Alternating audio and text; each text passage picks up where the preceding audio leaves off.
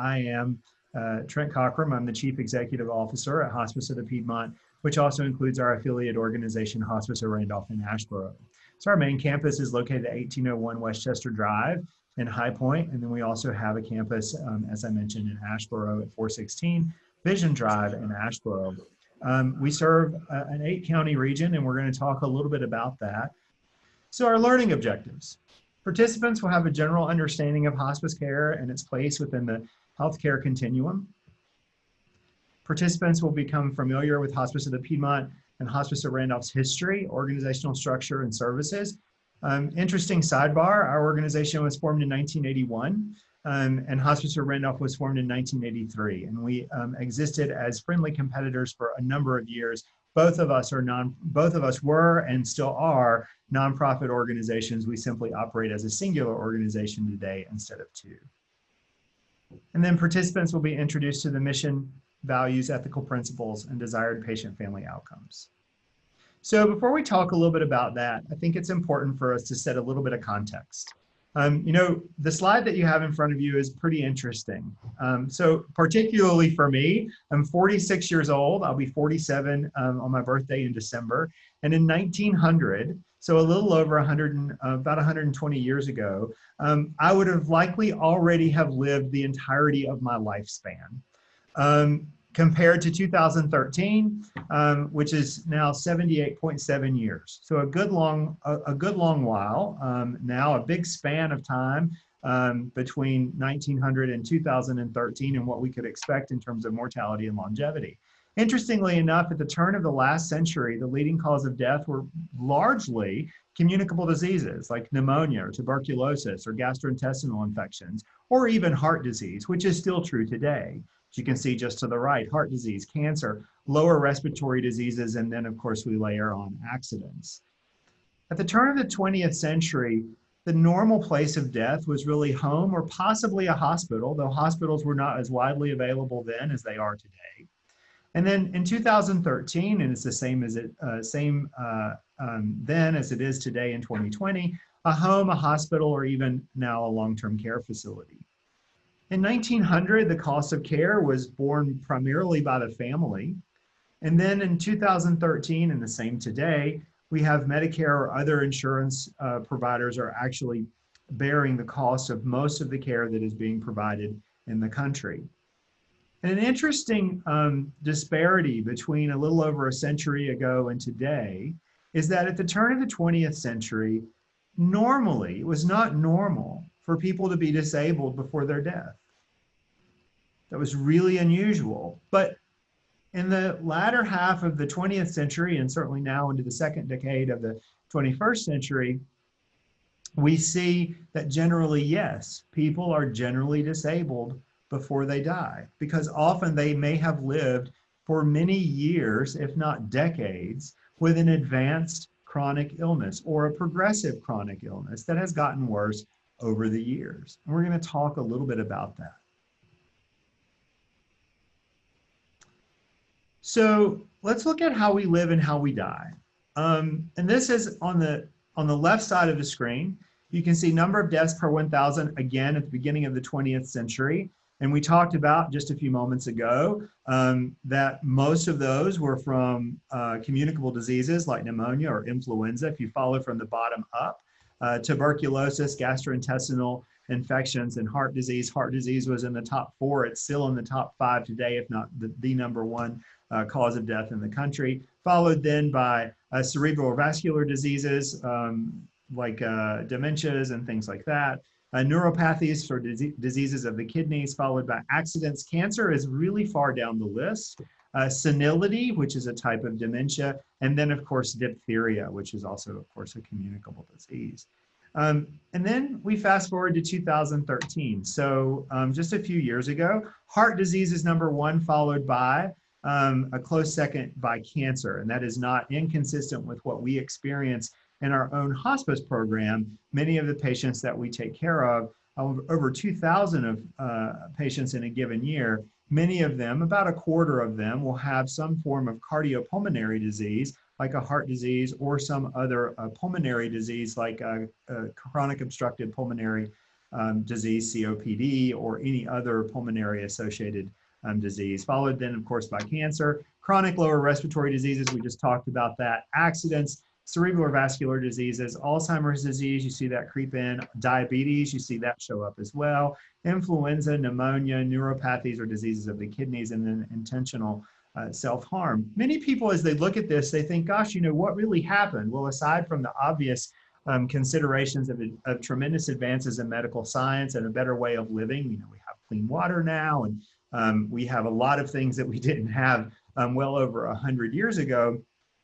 One of the questions that I get asked so very often is, well, gosh, at the turn of the century, at the turn of the last century, why weren't people dying of cancer, for example? Did it simply not exist in the population?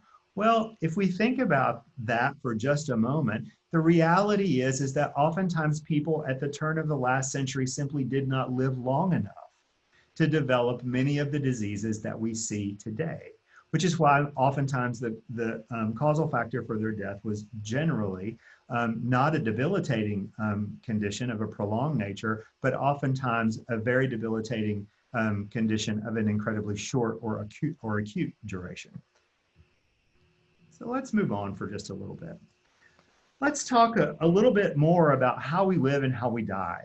And, you know, because I think we cannot talk about what we do in our organization, what we do in hospice, what we do in life, if we're unable to think about considerations about living and dying, because we are born, and then in 2013, if we continue our normal lifespan, we could expect to live about 78.7 years. I think it's a little more than that now, about 79.2 or something. I think women have a much a longer lifespan than men do. But if we were to think that life happens without death, then we're doing ourselves a great disservice. I think I heard some of you were talking about that as part of your interest in being a part of our organization and just learning more about it.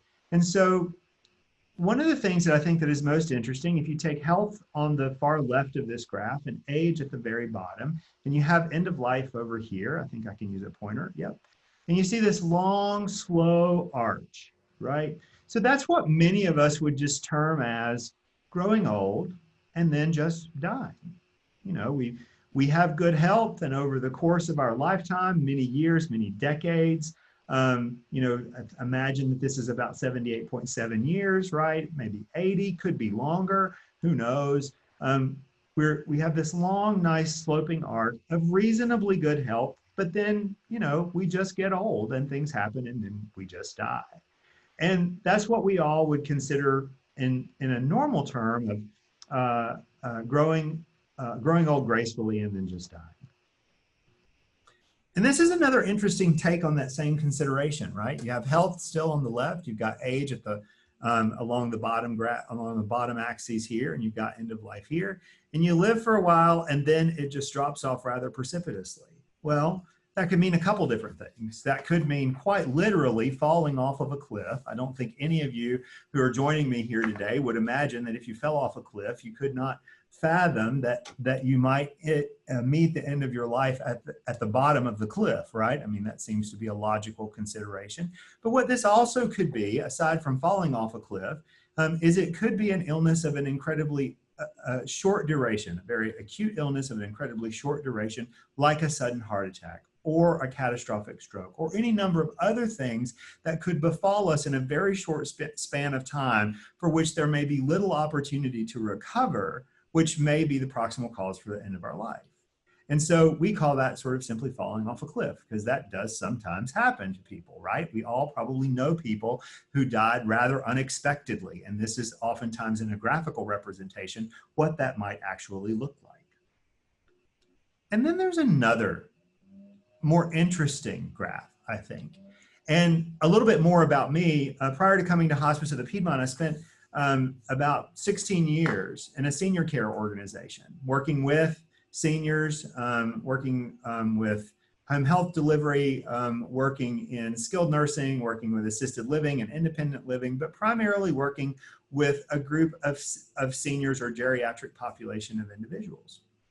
And what was so interesting to me right out of college, as I sort of entered that that first 16 years or so of my career prior to coming to Hospice of the Piedmont, I began to realize some real common themes that I saw among most people. Now, we've talked a little bit about the growing old gracefully and then just sort of dying. We've talked about falling off a cliff or having a really sudden event that happens and that offers little opportunity for recovery, from which we may die. But then there's this graph, which is the most interesting, I think. You've got health over here and age again at the bottom, and you've got end of life over here. And you're living pretty good for a while, right? You're living for a number of years, maybe up until the time that you're about 46 or 47 years old, or even a little older. And then you start to have some health issues, right? You start to have a period of sickness, followed by a period of wellness, followed by a period of sickness, followed by a period of good wellness, even better wellness, little sicker here. You get the picture, right? There you have a lot of peaks and troughs. This is what I call the roller coaster ride, right? Because that's what many of the patients that come into our service have actually experienced for the last several years, if not a couple of decades. Because again, it is not unusual for us today to realize some disability prior to death, if not in the years immediately prior to, perhaps even for a decade or more. And so if you imagine that the peaks are periods of wellness and the troughs are periods of illness, you see as you continue down this roller coaster that they get much deeper. The periods of illness become much more prolonged. The periods of wellness become much shorter in duration before the next period of sickness. And you sort of repeat this cycle over and over again until you reach the end of life. And that is what, in my experience, I would consider to be the most normal course for many people. This is what happens to many, many people over the span of their lifetime. And what's particularly interesting about all of this is what happens when you layer on hospice. So it's a known fact that patients who receive hospice care live on average 25% longer than patients with the same diagnosis who do not receive hospice care. There are lots of reasons for that. We can talk about those in a bit. The least of which is when we feel better, we live better, right? But this is really what happens. This is oftentimes more the rule as opposed to the exception when we are working with people who may have had this experience for a number of years in their life, and then they come onto our program. At this point in their life, they may have anywhere from, an involvement of 8 to 10 different physicians, maybe taking 25 to 32 different medications. None of that is an unusual consideration for us at all. But what happens with almost all of those patients, almost all of those individuals who have lived this life, just like we have described it and talked about it, is you see a smoothing out of the periods of sickness and the periods of wellness. I think it's important to note for context that the period of sickness, obviously they're a hospice patient, they're incredibly sick, but their periods of wellness actually get a little bit longer. They actually begin to feel better because, again, when we live better, when we feel better, we live better, and consequently often is the case that we live longer. So I think that's just a really interesting thing to note. And it's really by and large what we experience with almost all of our patients. There are a number of factors that inform this, of course, as with everything. This is the experience for most of our patients. But what really does inform that is where you are in the trajectory of your illness when you come into our program, right? The earlier individuals seek hospice care, the more likely they are to have a much longer, more well-developed quality of life than they would if they come in at the very end, towards the more terminal phases of their illness. I think there's a question. Oh, I'm going to let you guys take care of this, Ryan, if you don't mind. So moving on. Maybe.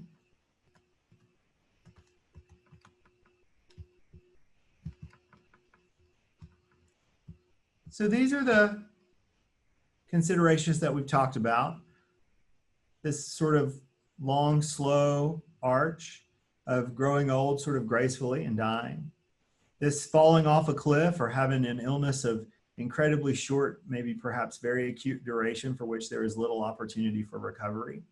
This roller coaster, which is what we discussed that most people likely experience leading up to the end of their life. And then what it looks like when we layer hospice on to this. For this, there's little opportunity for hospice, though there is some.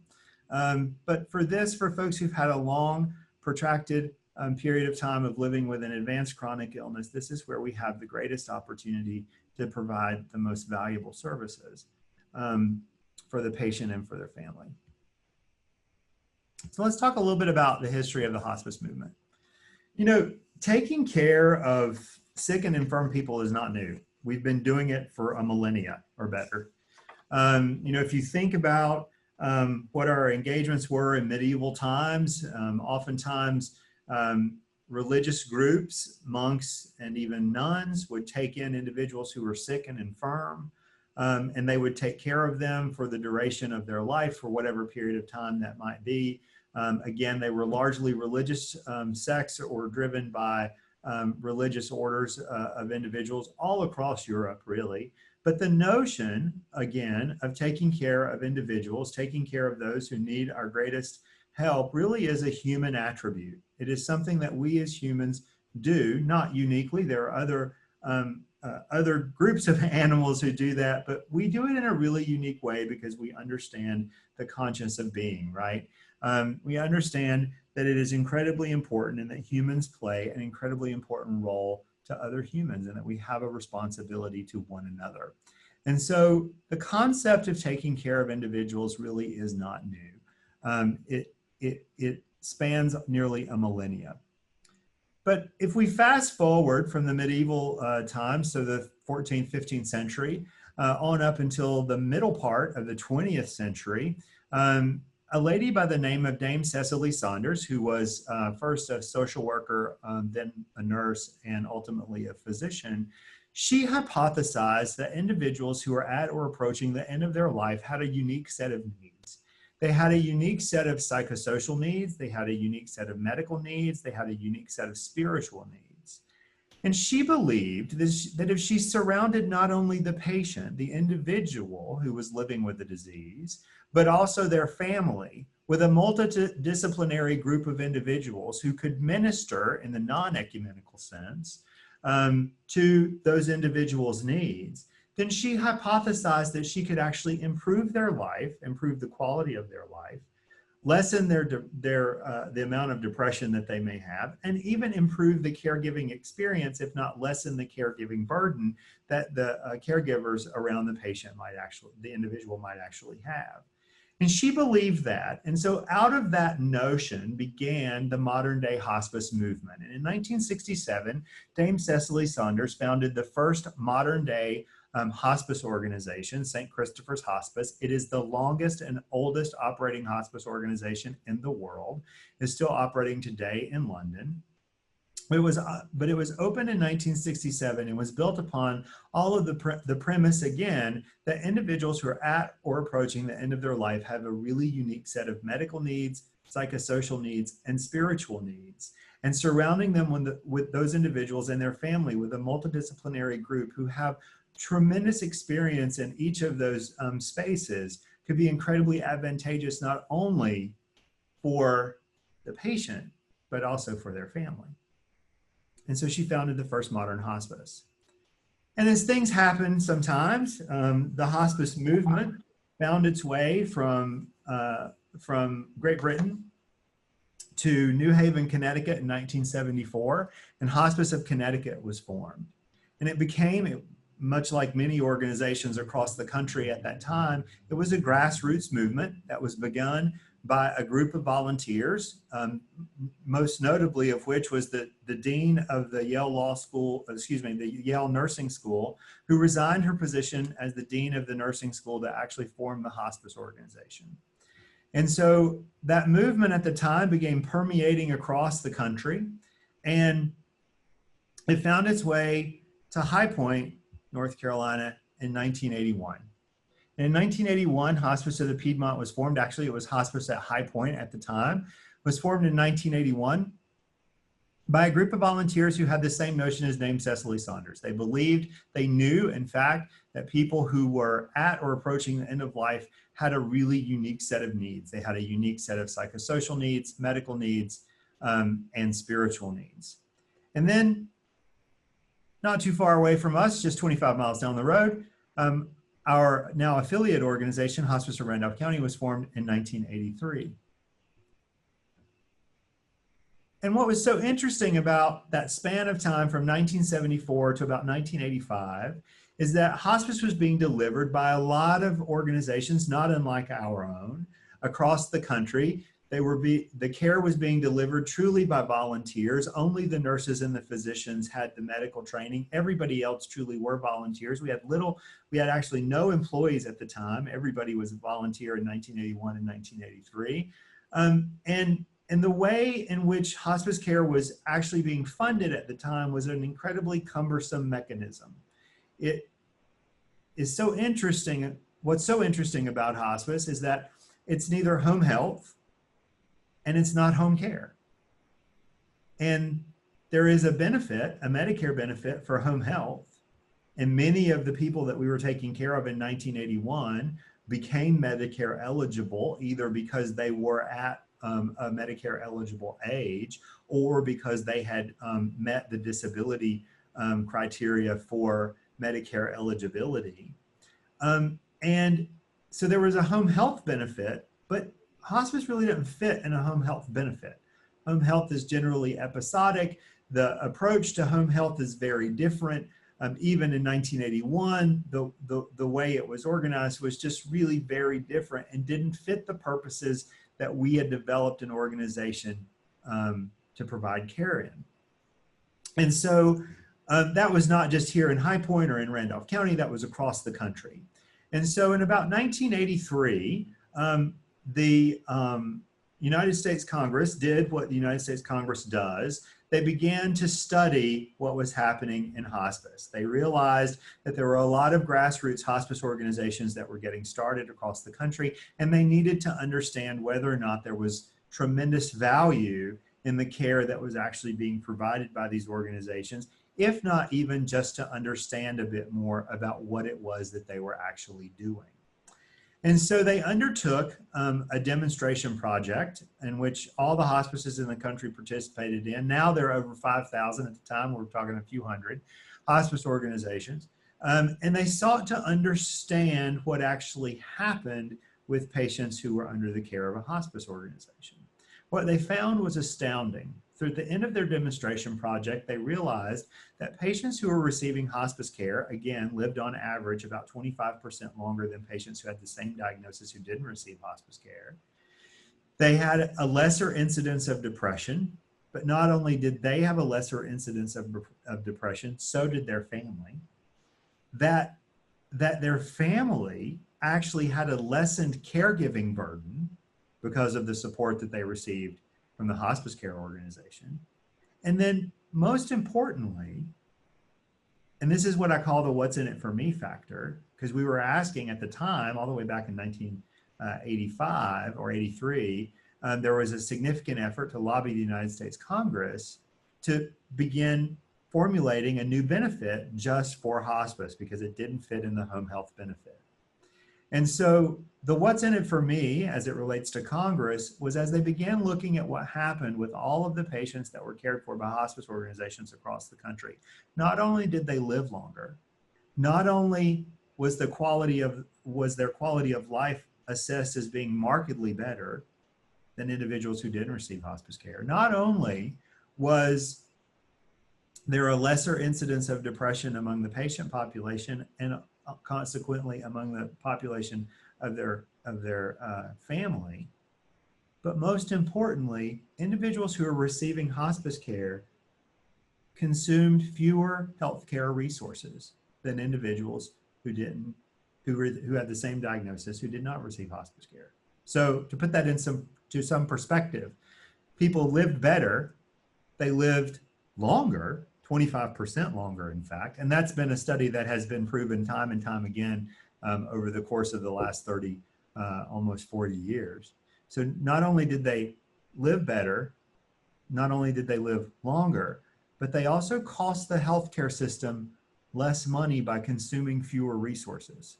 So in reality, that is a win-win-win, and it's a win-win for everybody. It was a win for the Medicare system or the federal government, which is the largest single purchaser of healthcare services in the entire country.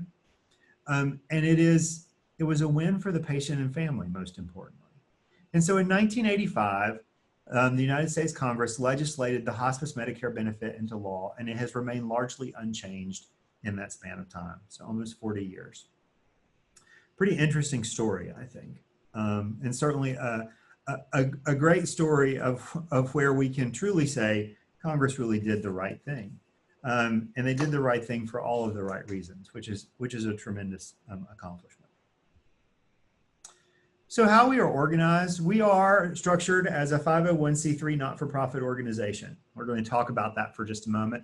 We also serve an 8-county service area, and we are governed by a volunteer board of directors. So it organized as a 501c3 organization, which really just means, in its grandest sense, that we do not pay property or income taxes. Does not mean that we do not have a responsibility to operate a fiscally or financially prudent organization, but does mean that our purpose is more important, not more important than the financial considerations of our organization, but equally important as the financial purposes of our organization. But we are not in business to fulfill the needs of shareholders. We are in business to fulfill the needs of our community and those patients and families whom we're privileged to serve. That's what it really means to be a nonprofit organization. That's what it really means to be a not-for-profit hospice care organization. There's a great misconception that many hospice organizations, or that all hospice organizations, are connected to one another, and that actually could not be further from the truth. We are all separate and independent financial entities who really only agreed by virtue of signing a contract with the federal government that we will provide hospice services, but the way and manner in which each organization goes about providing those services is vastly different.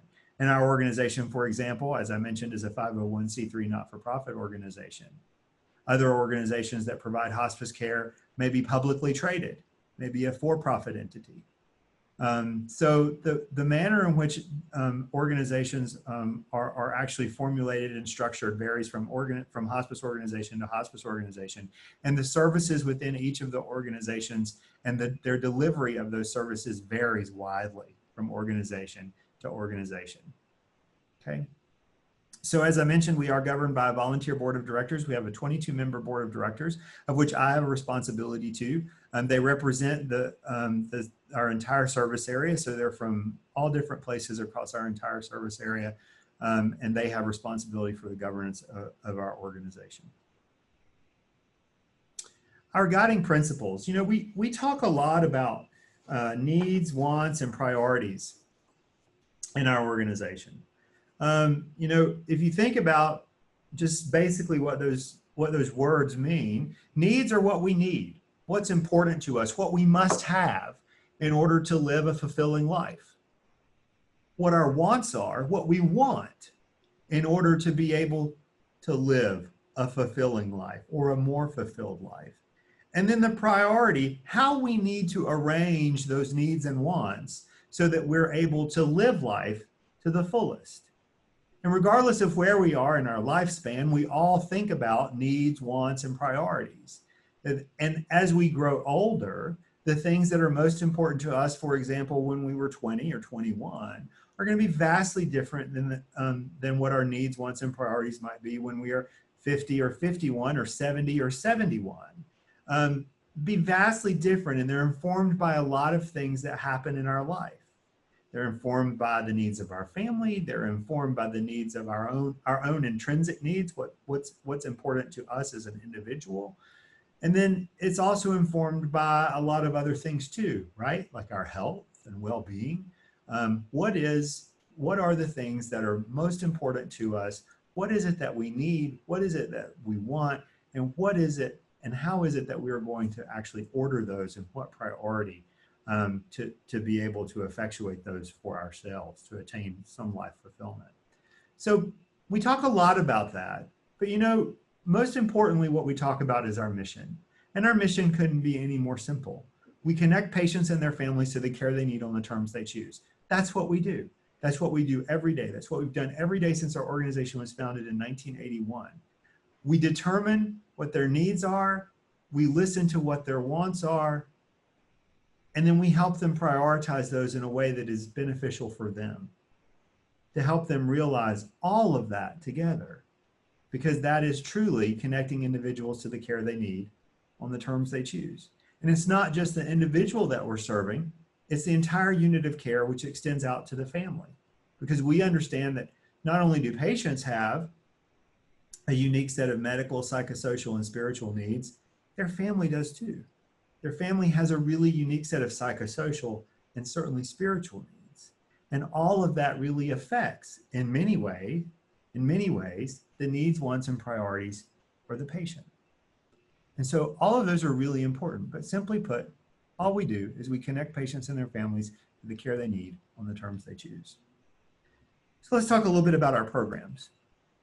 We have hospice in-home care. That's about 95% of all the services that we provide are actually provided in a patient's home or wherever they call home. Could be a nursing home, could be an assisted living, could be in their own private residence. That's about 95% of all the services that we provide. We also have Hospice Home at High Point, which is an 18-bed inpatient facility located just on our campus in High Point at 1803 Westchester Drive. We have the Randolph Hospice House, which is a 16-bed inpatient facility located just adjacent to our offices in Randolph County at 446 Vision Drive in Asheboro. We also have Care Connection, which is a palliative care program. We'll talk a little bit more about palliative care. This is an interdisciplinary physician-led palliative care program, one of the more unique ones like it, one of the few like it in all of North Carolina, something that we are very proud of. Our Kids Path program. Kids Path is a program specifically for individuals who are younger than the age of 18 or have a developmental age of younger than the age of 18. So Kids Path serves a couple of different purposes. The primary purpose is to provide counseling for individuals who have a developmental age of younger than the age of 18 when they have experienced a death due perhaps someone that they care deeply about, a mom, a dad, a grandmother, grandfather, because we all understand that children deal with and cope with grief very differently than we do as adults.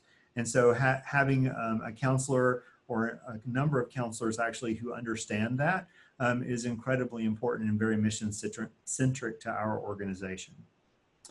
The other consideration that Kids Path provides for our organization is pediatric hospice services, of which there is very little need, but we do have on occasion, from time to time, pediatric hospice patients. And they too have a very unique set of needs, but not only do the children have a very unique set of needs, so do the parents. And so our job for Kids Path counselors and nurses and even physicians is to understand those needs and understand how they differ from the primary population that we're taking care of, which are largely adult, from 65 to about 85 years of age or older.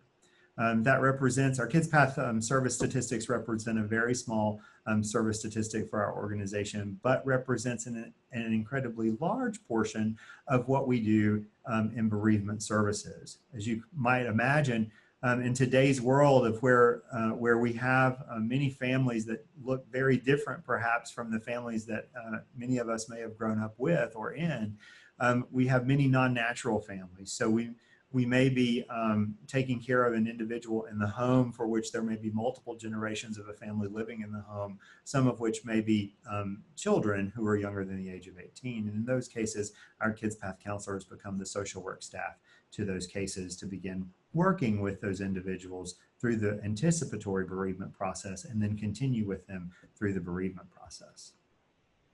Our Kids Path program, by and large, is supported entirely by public support, which is a really important consideration, and we'll talk a little bit about that later. Our Grief Counseling Center, which is also available to individuals who have experienced a loss due to death of a person. One might be surprised that on occasion we do get a call from individuals in the community who have lost a near and dear pet, and we're very sensitive to that, but unfortunately that's simply not what our organization does, and simply not the services that we offer through our grief counseling service or through our grief counseling center. Our grief counseling center is staffed by qualified grief counselors. They're licensed professional counselors who have additional credentials in providing services to bereaved individuals, so they're very skilled at bereavement counseling. They provide both in-person counseling, one-on-one counseling, and then also group counseling offerings throughout the course of any given year. Right now, as you might imagine, all of those offerings are currently virtual, but they are still ongoing. The Grief Counseling Center also is supported entirely by public support. As I mentioned previously, we are a 501c3 nonprofit organization. And part of what that means, I believe, for our organization is it implies that we have a social contract with our community. And in exchange for our willingness to provide grief counseling services and Kids Path services, or even providing services to an individual in our community, regardless of their ability to pay or financial circumstance, that implies that we have a contract with the community that asks them for support from time to time throughout the year. So we will provide the services that we've talked about, regardless of an individual's ability to pay, in exchange for the generous support of the community, for which our community has been incredibly generous. And in fact, 95% of every dollar that is given, 92% of every dollar that is given to our organization goes right back to patient care, an incredibly important statistic to our organization. So let's move on. So let's talk a little bit about hospice care. Hospice care offers palliative rather than curative treatment. And we're going to talk a little bit more specifically about palliative care, but palliation simply means to alleviate the symptom. To effectively palliate a symptom, we are just alleviating the symptom. We are not focused on the curative measures of care. We are focused really on controlling symptoms, whatever those symptoms might be. Oftentimes we think about individuals who are in our service who may have cancer, but that only accounts for about 32% of our total patient population in the course of any given year. About 68% of our total population have other maladies and diseases like cardiopulmonary disease, which often require a significant amount of palliation for their disease process. But we do not focus on the curative aspects of care. Our care addresses the physical, psychosocial, and spiritual dimensions of living in the final stages of life. It emphasizes quality rather than length of life, though we all know, and you've heard me talk about several times now during our presentation, that patients who receive hospice care live on average about 25% longer than individuals who do with the same diagnosis who do not receive hospice care. We regard death as a natural part of the life cycle, seeking neither to hasten nor unnaturally postpone death. So death is a very natural course of life. You know, there are two things in life that we really cannot fix. One is aging and the other is dying. Those are the two unfixables in life, right? We're destined to get old, and we are ultimately destined to die. And that looks really different for different people, and their needs, wants, and priorities around that are different from person to person as well, and maybe different from family to family, which is also informed by not only just their individual familial beliefs, but also any cultural or religious beliefs that they may have. I might add that we are a non-denominational organization, so we provide care to just about any sort of faith tradition that you could imagine if it exists within our 8-county service area. Most often is the case that we have provided some service to those individuals or to that faith-based group, which is really interesting. Each individual in our care and their families are considered the unit of care. You heard me talk a little bit ago about providing services just to the patient, but beyond the patient, our service really extends out to the family as well. Not our medical services to the family, but our spiritual and psychosocial services are certainly a natural extension, are certainly naturally extended out to the family. We often find that is the most beneficial consideration of our involvement with the family. Care for the families does not end at their loved one's death. We actually provide bereavement services for up to 13 months following the death of an individual. And you may think, gosh, why 13? 13 is so That's such a strange number, but if you think about it, 13 hits all the firsts. It's the first anniversary of the patient's death. It's the first wedding anniversary. It's the first birthday. It's the first 4th of July, the first Thanksgiving, the first Christmas. It's all of the first important dates that happen during the first 13 months of any given year for any individual. And so our job, our responsibility to the family is to really help ensure that they have the skills necessary to cope with the loss that they've had. And that's where our Grief Counseling Center comes in and plays a very important role in that. Our care is available 24 hours a day, 7 days a week. We are a supportive care organization. You know, many people have a belief that we come and we stay in the home, and that's simply not what we were set up to do at all. But we are a tremendous support to the patient and also to the family, and oftentimes helping them truly do extraordinary things. You know, if you think about when most people are coming into our service, they're scared, they're exhausted, they're, you know, oftentimes overwhelmed, if not overburdened by the caregiving responsibilities that they have for caring for someone with an advanced chronic disease or advanced illness. And they simply are just overwhelmed.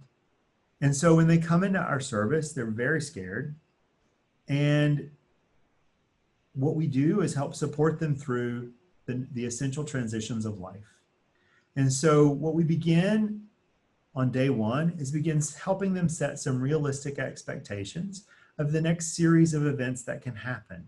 Because in the absence of our being able to think about the next series of things that are going to happen, when one of them does happen, we panic.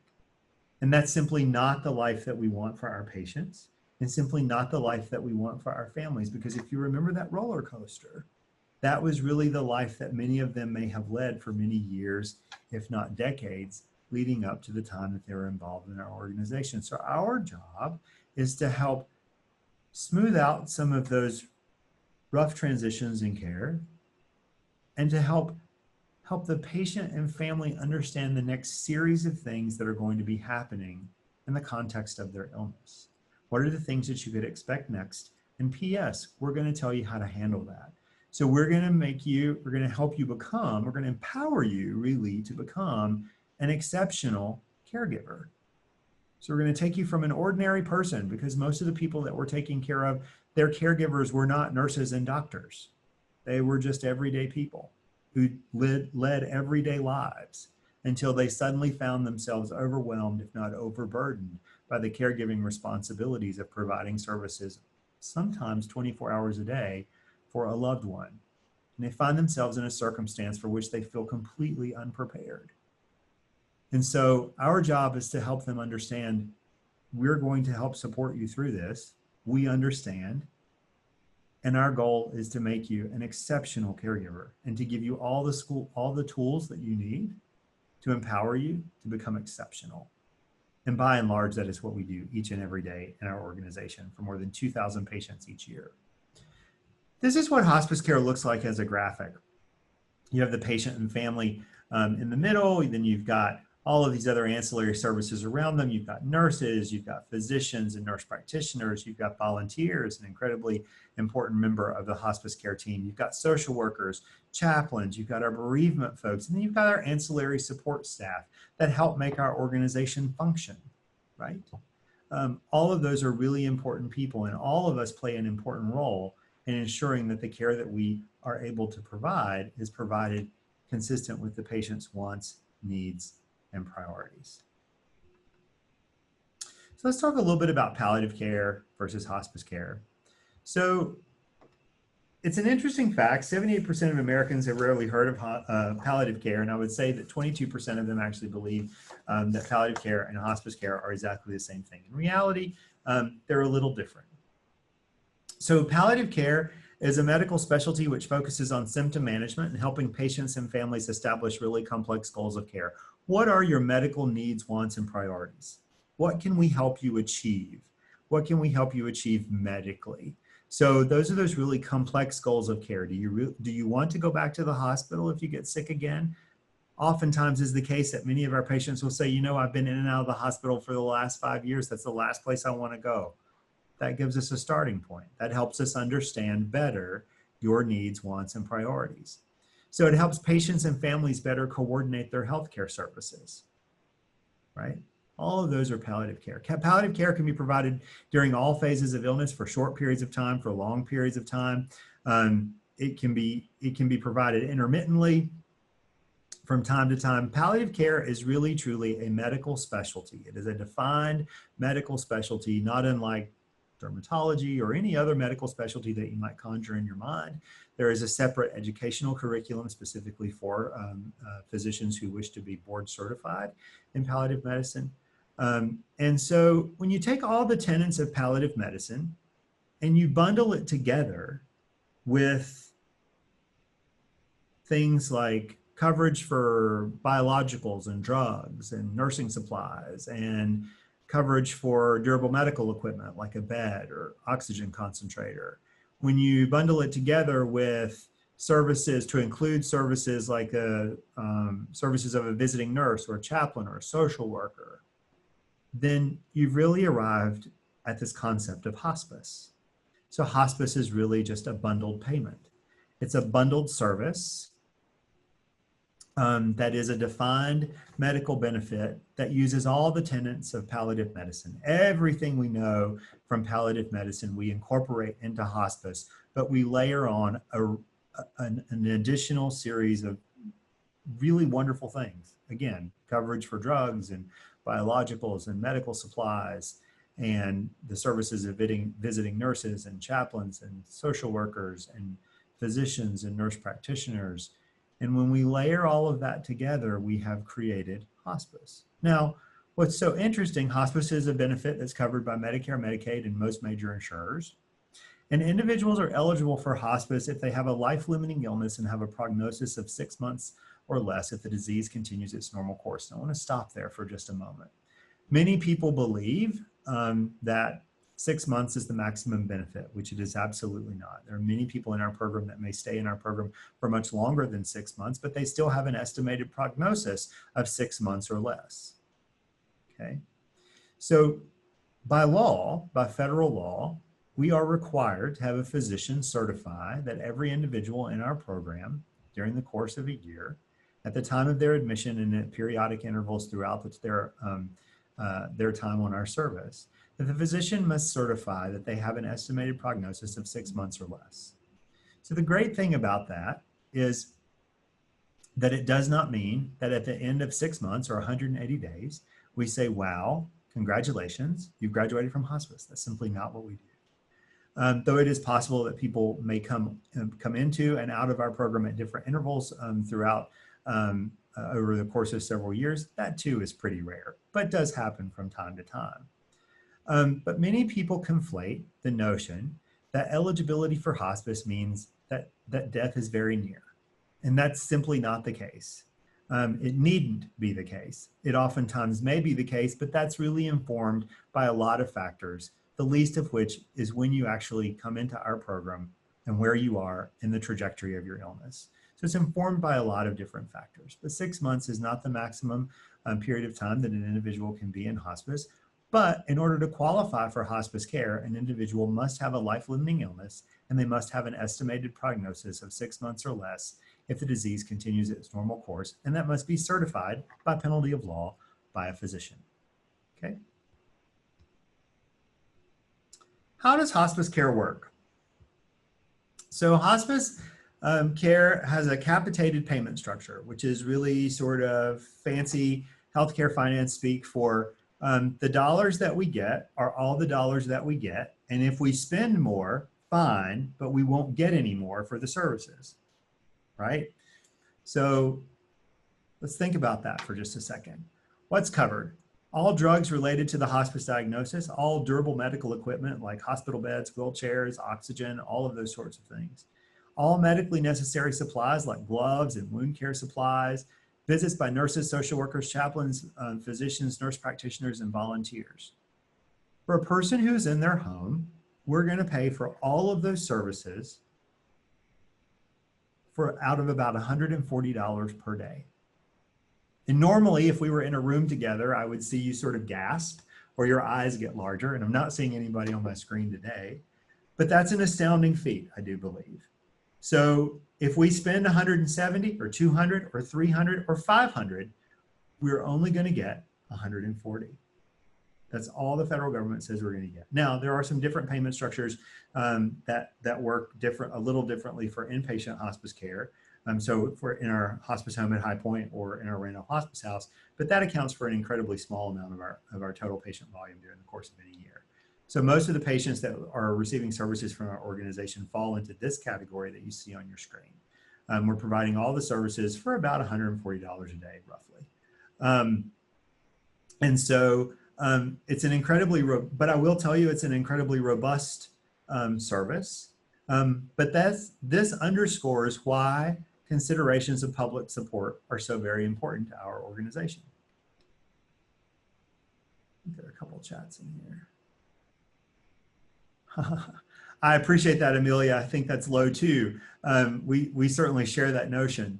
And it is pretty astounding that we're able to provide all of the rich benefits that we are able to provide for such a low reimbursement rate. But thank you for that.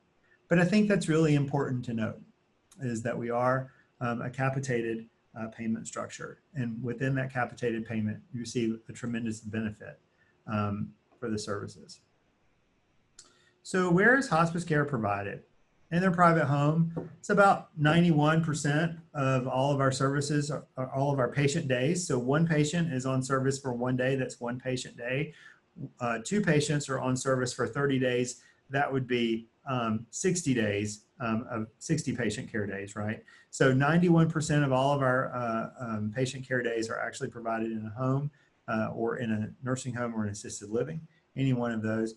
Less than 1% of all of our services are actually provided in a hospital. In fact, I just looked last week.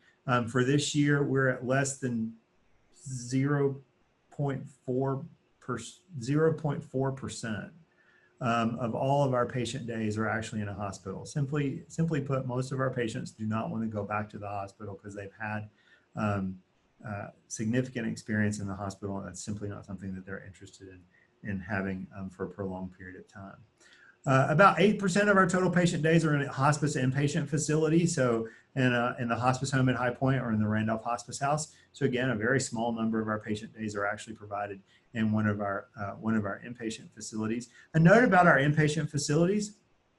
Our inpatient facilities really provide a hospital type of care. So it's care for incredibly acutely ill people who would otherwise be in a hospital, if not for our hospice inpatient facility. So many times is the case that we will receive patients directly from a hospital into our inpatient facility, or oftentimes is the case that we may have individuals in our home care program who may come into and out of, from time to time, our inpatient facility. And on average, about 20% of all the patients in our inpatient facilities are actually transitioning out to another care setting after about 7 or 7.5 days. So it's a very short stay facility, hence the small number of beds. A very short stay facility, and about 20% of those are actually transitioning out to another care setting. So just a little sidebar about our inpatient facilities. Who receives hospice care? I think this is a really interesting demographic sheet. 57% are female, 43% are male. That pretty much mirrors just about what we see in the total local population. Only about 1% under the age of 40, and about 87% or so are between the ages of 65 and older, which is also not particularly surprising considering we talked about lifespan a little bit earlier, and about 12% from the ages of 40 to 64. Many people believe that hospice care is really just for patients who have cancer, and that really couldn't be further from the truth, as you see from this statistic just to the right. On average, about 33% of all of our patients in a year's time, so about 2,000 patients, have a cancer diagnosis, which really means that about 67% of them actually have something different than cancer. They have something that you can see down here. They have cardiac diseases, they have neurological diseases, respiratory diseases. In fact, almost a quarter of our 2,000 patients have some form of cardiopulmonary disease. You have about 11% that have protein malnutrition or other diagnoses, 6% diseases of the liver and the digestive system, and about 2% that have kidney failure and end-stage renal disease. And a note about cancer diagnoses, that is for the primary purpose for which we have them on our service, right? If you have COPD and you also have some other form of diagnosis, like perhaps you have protein malnutrition, then if COPD is your primary diagnosis, then we're going to consider you to have had a respiratory disorder, not a disease of the kidney or a neuropathic. Yes, nephropathies, sorry. Interesting statistic, 33% of our patients have cancer, 67% have a non-cancer diagnosis, and that is consistent year over year over year. What we have seen, if we were to go back to about 1982, 1983, we would have seen this look really different. We would have seen our age demographics look very different, and we would have seen our diagnostic profile look really different. It would have been probably closer to about 65% cancer, about another 35% HIV or AIDS, and then another 5% of whatever other diseases there happen to have been. Maybe heart disease, could be cardiopulmonary diseases, and a few other diseases sprinkled in there. Medical advances have changed dramatically. We have people now who are living with a number of chronic diseases for a number of years prior to their ever needing hospice, and may ever not even need them at all. Let's move on. Is hospice care just for the last days of life? No, not at all. It's a common misconception that hospice care is just for the last days of life. Again, many things inform the length of stay that you may have in a hospice stay.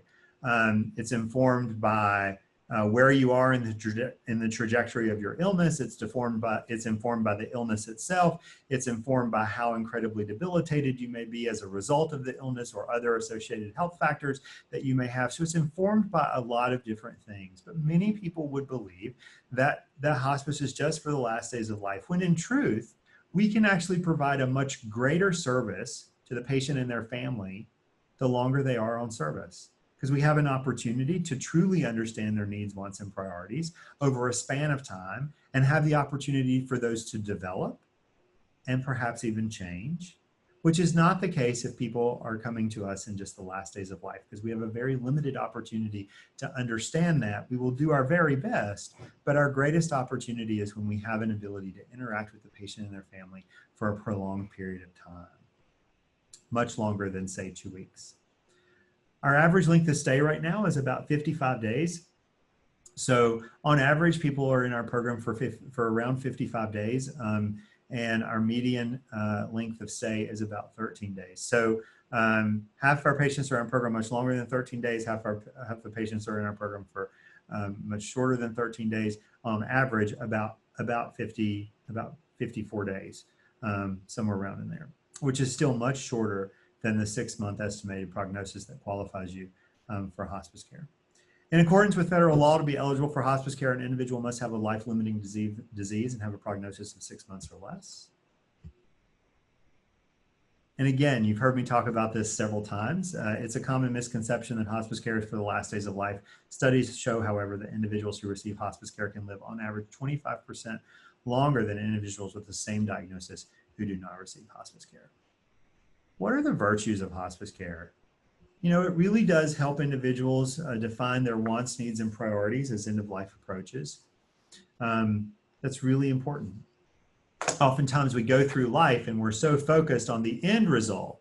The end result in this context perhaps is a cure, that we oftentimes don't stop to think of what might be most important to us. And I'm going to tell you a couple stories in just a moment. The support our organization gives each day empowers caregivers with the confidence needed during an emotionally and physically challenging time. And that couldn't be further from the truth. I mean, that is absolutely spot on. Hospice helps individuals and families cope better with complex medical, spiritual, and psychosocial issues at end of life. Also very true. we meet everybody where they are. That could be quite literally, could also be physically, emotionally, and spiritually. Oftentimes is the case is that there may be significant disconnect between the patient and between their family. And that's where I'm going to tell you a couple of stories. So I'll tell you a story about my friend Terry. Terry was a lovely lady. She's still alive. She has since retired. But Terry was a very interesting person. Terry worked for a printing company that we used here at Hospice of the Piedmont. And after the first year I'd been here, I'd known Terry for a good long while. And Terry was an individual who had a tremendous amount of energy. So, and she still does. So when she would call you, she would say, "Hey, Trent, hey, this is Terry. How you doing?" "Fine, Terry, what's going on?" She would want to tell me whatever it was that she needed to tell me. And, but what was so interesting about Terry is that she would call me and have that tremendous energy when I answered the phone, and she would have that similar amount of energy when I didn't answer the phone and she left me a voicemail. So she would leave me a voicemail in my office. Then she would call my cell phone and leave me a voicemail to let me know that she had called my office, and it would be the same sort of energy. She would send me an email to let me know that she had called me in both of those places. And then lastly, she would then, of course, text me. Everybody has a friend like Terry. And she truly has the energy of the Energizer Bunny. And so about 2014, it was January of 2014. I recall this because this was the month after we had closed out our first annual fund campaign, an end of year appeal, fundraising appeal, since I had been here. I came in January of 2013, as I mentioned. And Terry had a different sound about her voice. I answered the phone. I'm like, "This is Trent." She said, "Trent, hey, this is Terry. How are you?" And I'm like, I'm fine. It was a very somber tone. It was completely uncharacteristic of any conversation I'd ever had with Terry. And she says, "I wanted to ask you a question. I'd been, wanting to ask you this during the course of your annual fund as we were doing the printing for it, and I didn't. And, do you have a minute?" I said, "Sure." And she said, "I don't know if you know this or not, but my dad has cancer." And I said, "I totally did not know that your dad had cancer. Terry, I'm so very sorry to hear that." And she said, "We went to the oncologist a couple of weeks ago." And she said, he got in the car and he said, "I think it's time for us to call hospice." And there was a long pause. And long pauses were not really part of Terry's conversation at all. In fact, it was rare that anyone ever had the opportunity to get a word in edgewise with Terry. And so I knew the silence was incredibly different. And I said, "Terry, are you there?" And she said, "Yes, I'm here." And her voice was markedly different, and I could tell she was beginning to cry. And I said, "Terry, please tell me what's going on." She said, "My dad is giving up. He wants hospice." And I said, "This is not your dad giving up. Choosing hospice could quite possibly be the most selfless act of self-determination that he or anybody else could ever make. It probably means that he understands where he is in the course of his treatment.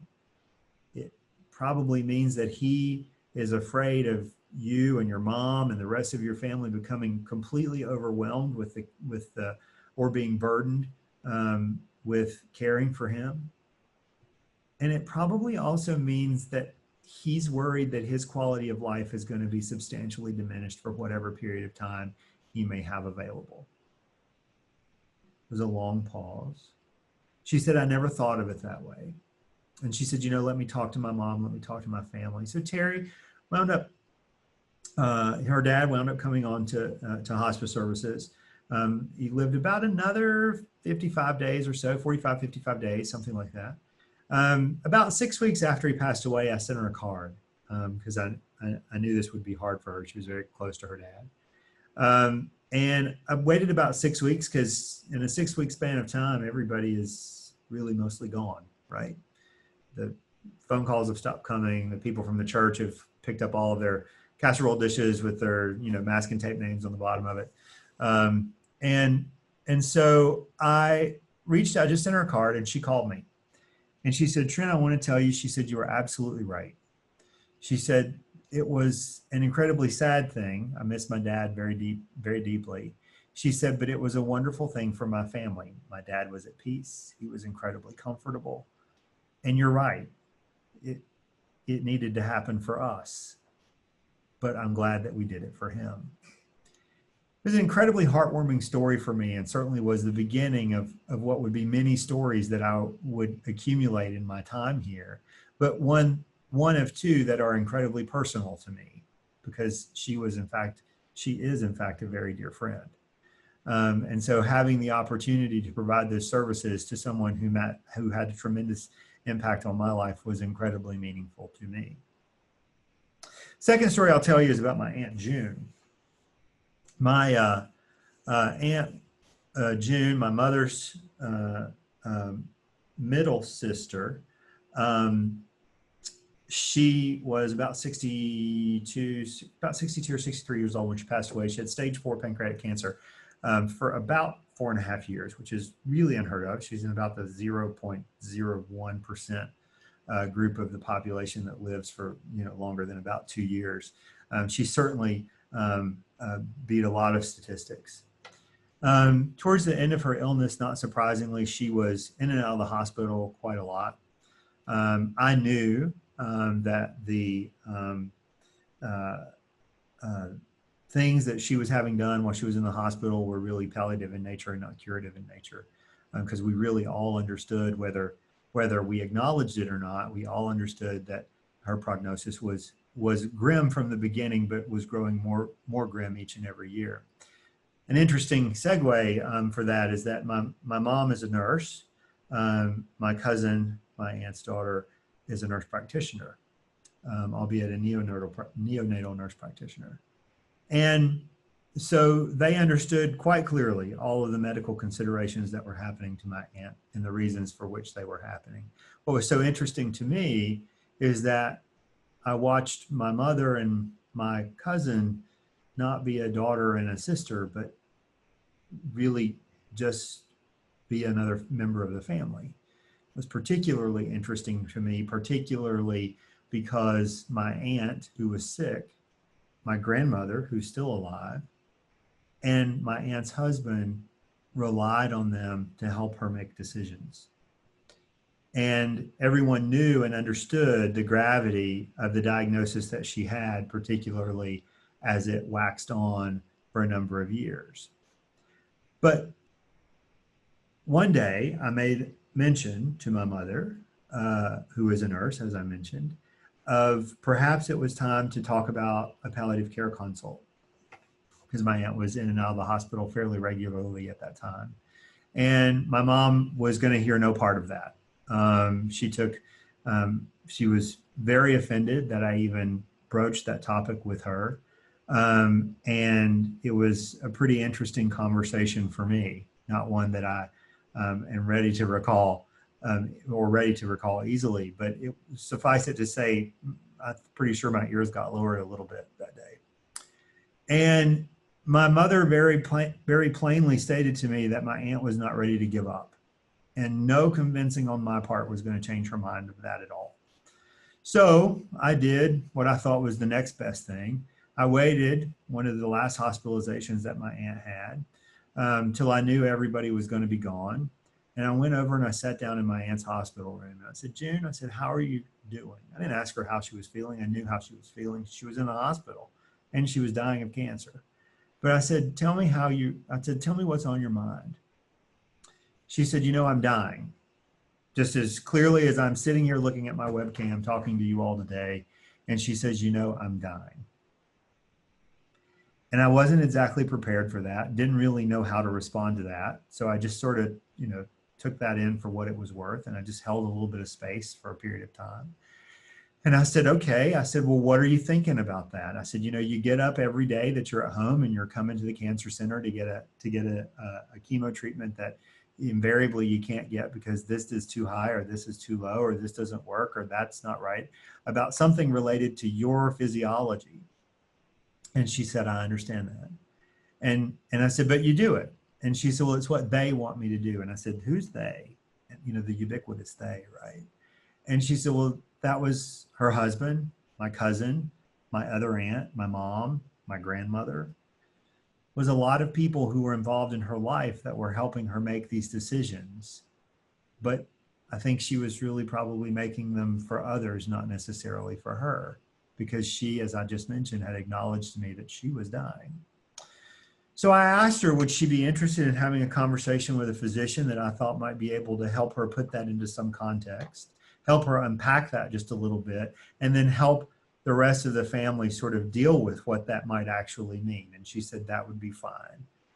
So I reached out to a palliative care doctor whom I knew, and I asked him quite pointedly, I said, listen, or I actually told him one thing, then asked him another thing. I told him that I am writing you because I know you. I said, I'm writing you because my aunt's in the hospital, and I have no authority to talk whatsoever on her behalf and have no ability to receive any information about her medical services. But it sure would be a tremendous favor to me if you'd just at least go introduce yourself, because I asked her if she would mind that, and she said she didn't. So he went and introduced himself, and through a series of conversations that transpired over the next several days, my aunt actually went home with hospice care. And she lived about 45 days later. And that was incredibly difficult. It was difficult for my grandmother because she wasn't supposed to outlive her daughter. It was difficult for my mother because my mother and my other aunt were all very good friends, had been their entire life. And so that was an incredibly difficult loss for my family. What was so interesting about all of that, though, is fast forward to the visitation at the church. I went to the church, I went through the visitation line, I saw my grandmother, and I said, Grandma, I said, how are you doing? She said, how am I supposed to be doing? She was mad. She was really mad. And she said, I'm not supposed to outlive my children. I said, I understand that. And I said, I leaned into her just a little bit. I said, Grandma, I said, a lot of people don't get to do what June did. And a lot of people don't get to choose what the end of their life might actually look like. She was comfortable. She was in her home. She was surrounded by you and all the people that were near and dear to her for her entire life. And I said, but most importantly, in the last 5 years, anytime she said, I want to go somewhere, everybody went. And when I say that, I mean everybody went. It was a family affair. Everybody went. You were expected to go. If it was to Colorado, if it was to the beach, it did not matter when or where you were supposed to go. And that is exactly what happened in the last 5 years of her life. And I said, those are the memories that no one can ever take away from you. And those are the things that will be a blessing for you for the entire rest of your life. Because when would you have ever done that? Because we would have been so focused on living our lives that we would have forgotten, perhaps in those last 5 years, how to actually live our life. She leaned back, she looked at me, and she said, I never thought of it that way. And the next day at the church service, we were sitting there. I'm the oldest grandchild, so my grandmother was sitting to my right, and there were a couple people down. Then there's my brother, my sister-in-law, and my mother. And we were sitting in the church. We were getting ready to stand up and leave. It was a very beautiful service. I would have expected no less.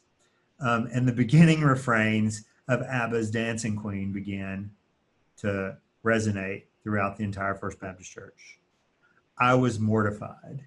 I was confident that someone had made a dire mistake, that someone had misplaced or miscued the music, that surely we were supposed to be walking out to something far more somber than ABBA's Dancing Queen. And I feel a tap on my left shoulder. It was my mother, who said that was her favorite song. I leaned forward to my grandmother and I said, this was her favorite song. I never knew this. My whole life I've known my aunt. I never knew this was her favorite song. And she said, oh, it was. Like, how could you not know that? It was an incredibly poignant moment for me in my life, but it was an incredibly sober reminder that my aunt had fulfilled everything that she wanted. She understood her needs, wants, and priorities. And somehow she was able to have articulated that even in a severely debilitated state to my aunt, my mother, my cousin, and most importantly to my grandmother. And so it's an incredibly poignant story, an incredibly sad story, but one with great meaning to me for what we were able to provide to her and to my family. So I think all of that is really important. Those are two stories that I think have a profound impact on me for what we do as an organization, and something that I think resonates with many people across our entire service area, because my experience is not unique. My experience is pretty similar to what others have experienced. So I do have one more bullet on this slide, I do believe. Individuals who receive hospice care live on average 25% longer. We talked about that already. Families receive bereavement aftercare following their loss. I think that's really important. Many families take a significant amount of interest in bereavement aftercare. Some do and some don't. It really depends on the family. It really is a pretty interesting thing to watch, actually. In our Grief Counseling Center, we provide services to anyone in the community who has experienced a loss, whether they were served by our organization or not. There are many people who die in our community that are not served by a hospice organization, and those individuals' families are eligible to come and receive grief counseling services in our Grief Counseling Center free of charge. And so what's interesting about that is every year, as we look at the service statistics, about 40% of the patients or the clients that we serve in our Grief Counseling Center are attributed to a hospice patient, and about 60% are what we call community bereaved and are not connected in any way to any of our hospice patients, which tells me, much like my own family's experience, that we did a really good job of preparing the family for the end of life. And I think that is a tremendous accolade for what our staff actually do every single day. It's incredibly tremendous. What we do in a nutshell, we help people live life on their terms. I mean, that is really, really, really important. Hospice care isn't the difference between choosing curative treatment and doing nothing. It's really about how you organize your needs, wants, and priorities in a way to live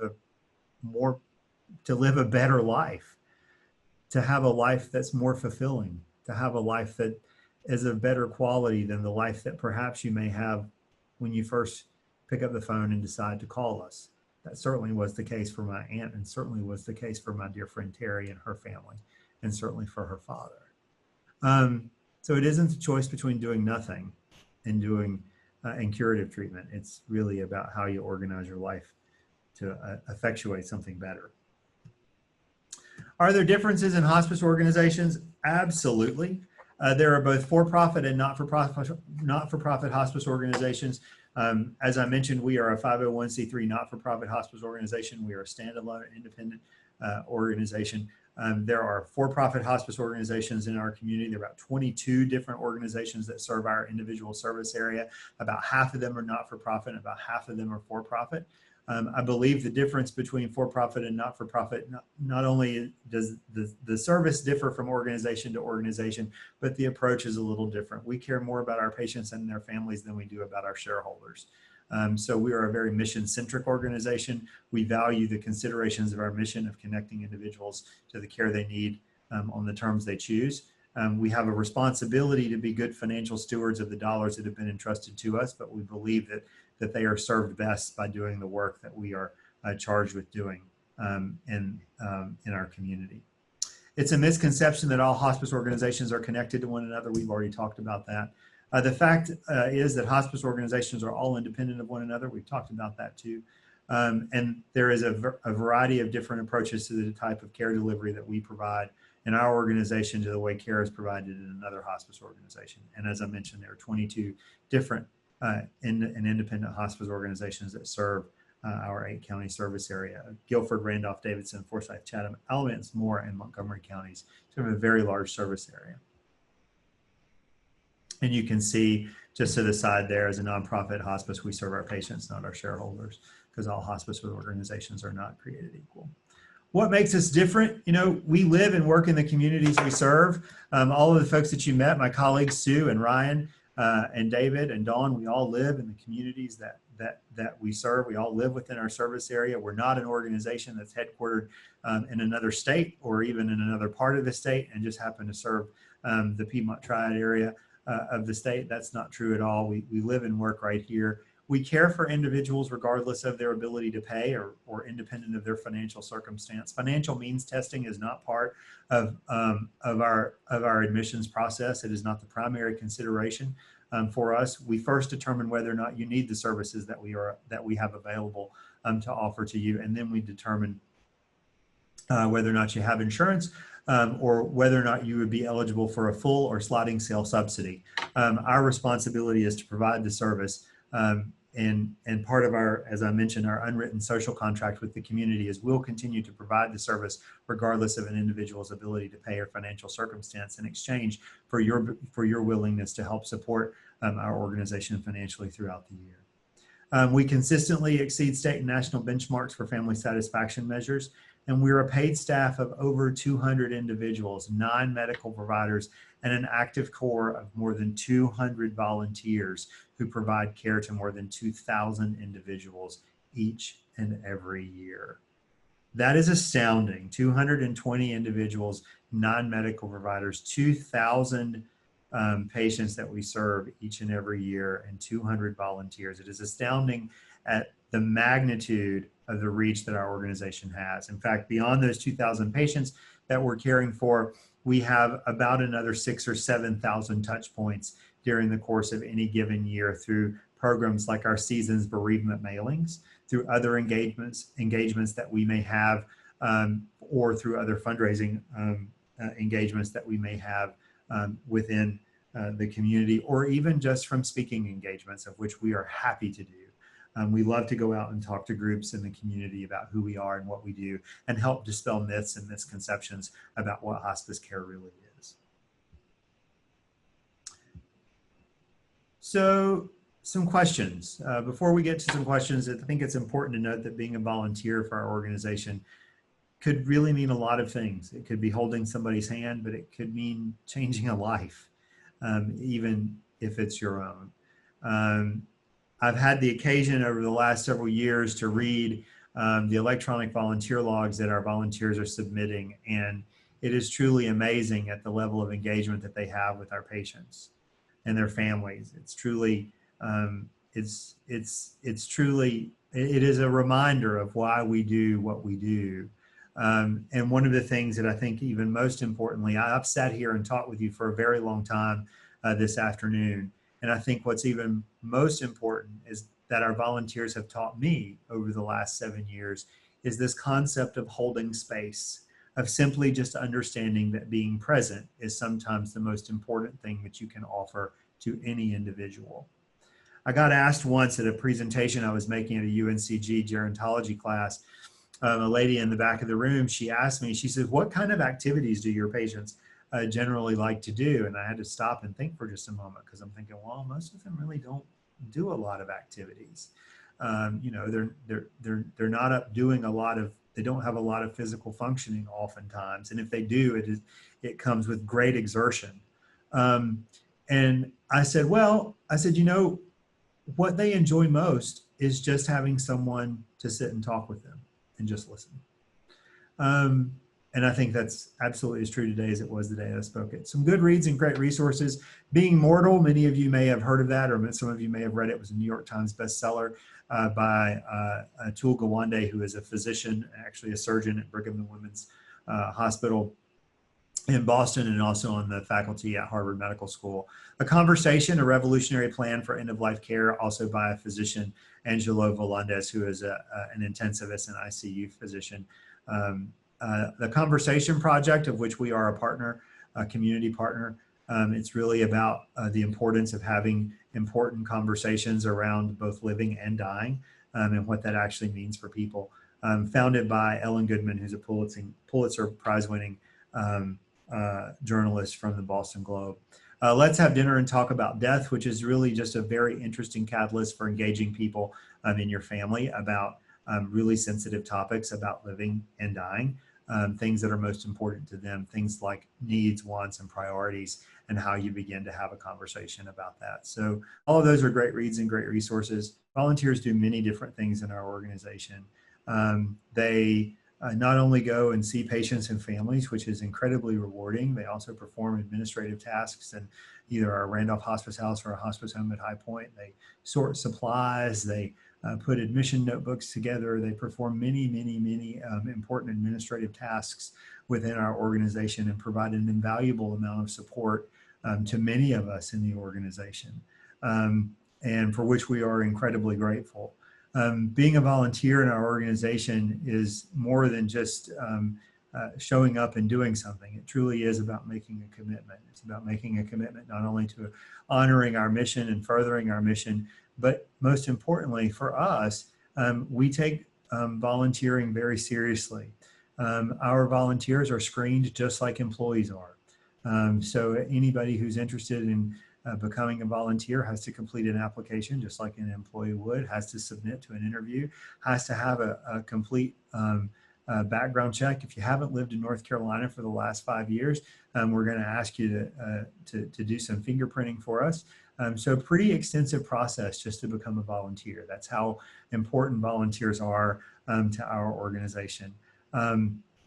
You know, but engaging with us couldn't be more simple. It begins with what you're doing today, which is learning about our organization, learning about who we are, learning about our commitment, not only to our community, but also to our patients and their families, and then learning how you might be able to help support that in a meaningful way for you.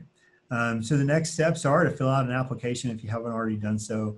Sign up for an interview, complete the interview and background check process. And if you're unsure whether or not you want to be a volunteer, you might think about doing a shadowing visit where we would pair you with a home care volunteer to explore what that actually looks like. There are some stipulations that come with that. We would require you to have a TB skin test, and you'd have to have a signed confidentiality agreement to be completed in advance.